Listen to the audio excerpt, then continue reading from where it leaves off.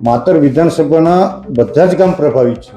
એમાં ખાસ એક મારું ગામ બલાડા વાગે, પછી દલોલી, બામણ ગામ, પરિયેજ જે મારી વિસ્તાર સાઈડ થઈ છે, તો ત્યાં આગળ વાલોતરી છે, એ બધા જ ગામને અત્યારે એટલું બધું પાણી 3-4, 4-5 ફૂટ જમીનની અંદર. 5 વિભાગ અમારા વિસ્તારની અંદર વધારે એટલે ઉપરવાસનું પાણી બધું જ અમારા વિસ્તારમાં આવે. એથી કરી જે માતર ખેડા તારાપુર રોડ છે ત્યાં 2 જગ્યાએ વારુકાસ કરીને એક વિસ્તાર છે અને એક પરિયેજ, ત્યાં બંને હાઈવે ઉપર 1.5 ફૂટ પાણી આવી ગયા હોય.